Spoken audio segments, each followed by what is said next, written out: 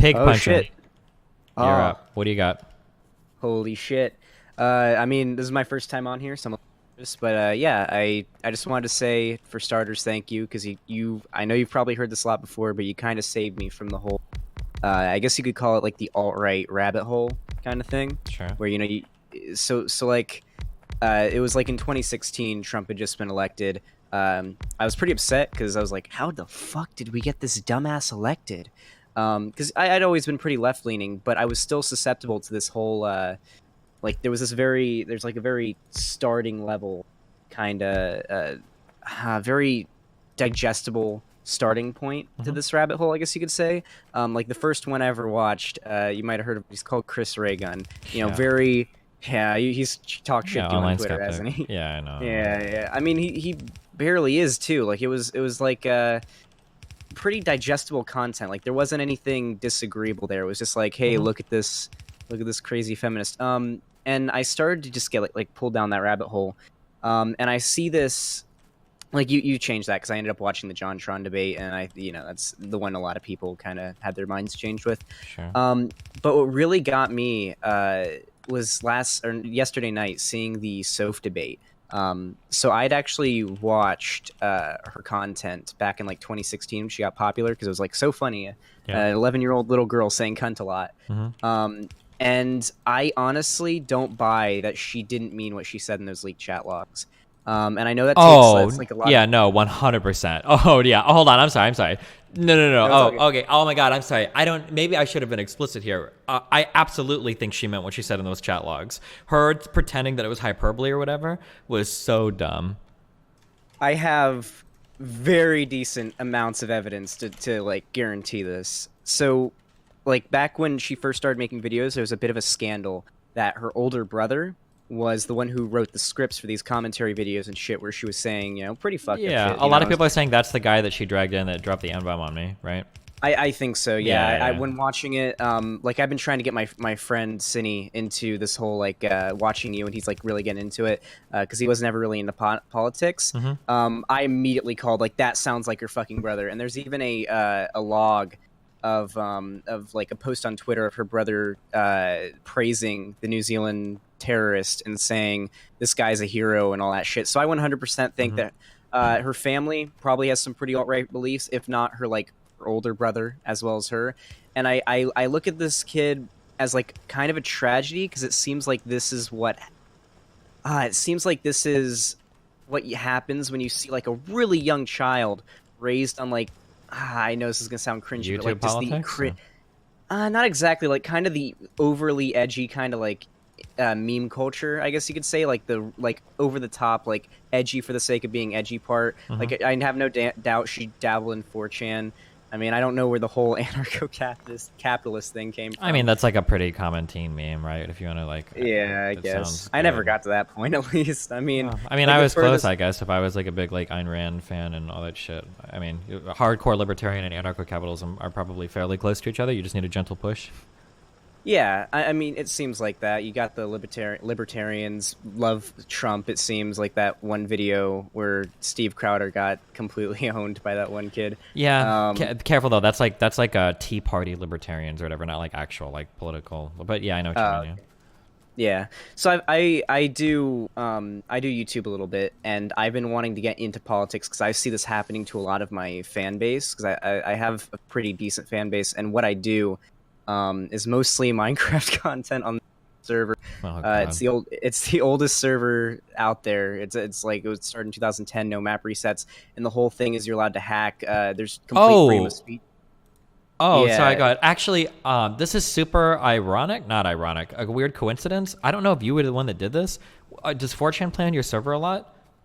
it's a server that was heavily advertised on 4chan in the early days in like 2010. So the environment, like the whole Mm-hmm. freedom of speech, no banned speech thing, Yeah. leads to a lot of these like it's like the chat is basically a live 4chan Yeah, thing, yeah. essentially. Somebody I think emailed me like 6 years ago. They were like, "Dude, if you want to get into Minecraft, you should play on this server." And I think it might have been the one you're talking about, where like the whole like they said like when you spawn in, like the middle is like just a massive fucking crater. There's no rules on the server. Like anybody can do whatever the fuck they want. It's like this crazy combination of like mayhem and like unmoderated shit or whatever. That's it. Yeah. Okay. Oh yeah. Okay. So somebody actually emailed me. This was like literally 5 or 6 years ago. They emailed me suggesting me to play on this server. So that's just interesting that you're the person, I guess, that runs it, or. No, no, no, that's not me. I literally just make YouTube videos. Oh, Got, okay, like, okay. You're just describing 1,200 that server. subs Okay, on okay, it. gotcha, gotcha. Okay, good. Yeah, so like yeah, it's a good server. Like if you're into Minecraft and you want to just have like no plugins, no mods or shit, just like complete vanilla experience. Mm-hmm. It's good because there's no map resets in the community. Like everything is all like word of mouth and shit, which is cool. But then there's also the fact that with no freedom of speech or with no restriction to speech, you see a very large like it's very 4chan-y, obviously. It's a live fucking 4chan board and chat, and so a lot of my viewers are obviously attracted to this really edgy kind of like edgy for the fuck of it kind of thing, where they watch a lot of these skeptic YouTubers and stuff. So I've started making politic videos that are a bit more left leaning. I made a video calling out Notch, and this is it got a lot of shit because Notch was just not I imagine you saw tweets, right? Like Notch is like a literal fucking white nationalist, white supremacist. Oh yeah, he's insane. Full on, it's on, really like, crazy. Yeah, conspiracy theory mother. QAnon. Yeah, and so I made a video like, hey guys, I know a lot of you, for those of you who disagree with Notch on this, he doesn't own the game anymore. Try to enjoy it because I do have a lot of transgender people in my community, and they all play Minecraft, and I didn't want like it's got to be hard being a transgender person who loves Minecraft and seeing the creator of favorite games saying shit like that. So I kind of want to make a video on that, and I got a lot of hate. And I don't want that to kind of discourage me from making this political content. So, I don't know. I feel like it's probably a good idea, but then there's also this like overwhelming. It seems like if I were to pursue this, and I've been getting my friends into it too, like personally in my personal life, trying to get them into like I've got one of my best friends, Cinny, watching your debates. I kind of just first watched the Jesse Lee Peterson one. Good starter. There's like a lot of hate. Like it's starting. I mean, I get that's what's to expect, but it kind of makes me think, how prevalent are these getting? Do you think like how prevalent do you think these sort of like alt-light, I guess you could say, opinions are getting among younger people? Because it seems like the whole fucking feminists ruining our video games. It seems like it's getting like to be a really popular idea. Like really well accepted. As far as like people that like, it's hard because like we're exposed to those types of communities so much more. I mean, I'm sure it's not as popular as it seems, but I mean, you'd have to get like polling data and whatnot. Like that'd be like really difficult. Like, because obviously, like if you spend a lot of time on certain Reddit, on certain subreddits, or on certain YouTube comment sections, you can feel like, holy shit, like almost every kid is. But then like if you go to like different other types of videos, it'll seem like nobody is. I don't know like what the actual like numbers end up being. It's really hard to say.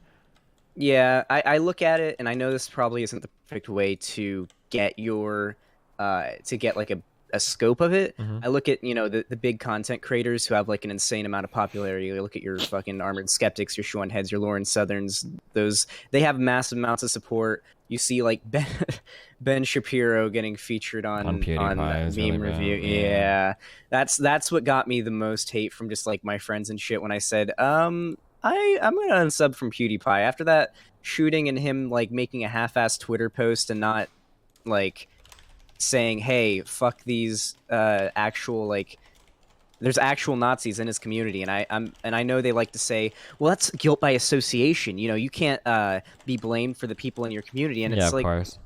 Well, no, you can speak out against people who you see watching. You did it with like when you said, hey, if you're a fucking crazy ass eat the rich communist who watches me, fuck off, So it's like that's something that he could do. And when I came out about this, I got a lot of hate because the whole like subscribe to PewDiePie thing, and it just I don't know. It seems like even the biggest YouTuber, following Lauren Southern and like Stefan Molyneux, these like great replacement people, like really extreme shit. Like that's not memes, like that's not just memes, and that's not like just conservatism. That's like conspiracy level racist shit, like borderline race realism kind of stuff. So, well, not borderline. Well, I mean, for some of them, it like just crosses the line. Well, oh yeah, I mean, if you believe in the whole great replacement thing, I'd say race realism is pretty close behind.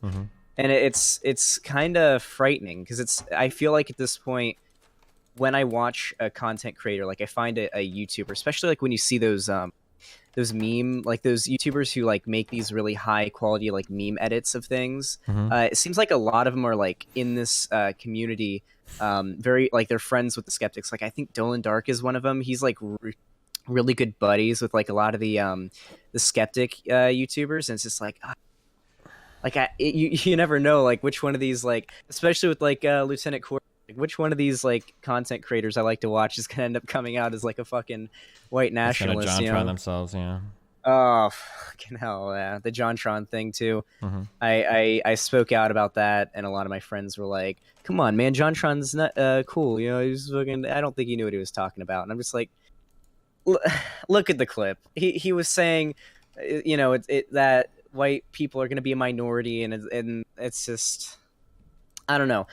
What do you think is going to come in the future? Do you think that this whole like they're calling it BreadTube, like the left leaning side of YouTube? Do you think it's going to kind of explode the way the skeptic community has, and maybe? Yeah, I think it will. I think a lot of people kind of got bored of the skeptic shit. Like, it seems like a lot of the people that were doing a lot of that heavy commentary have kind of fucked off a bit because like people are getting a little tired of like the triggered SJW shit. So maybe like the left leaning stuff will explode for a little while, and then I'm sure we'll get a swing back like later on. But yeah. Yeah, I'm just like, I don't know. I had more that I wanted to say. It's just I'm a little. I don't know why I get.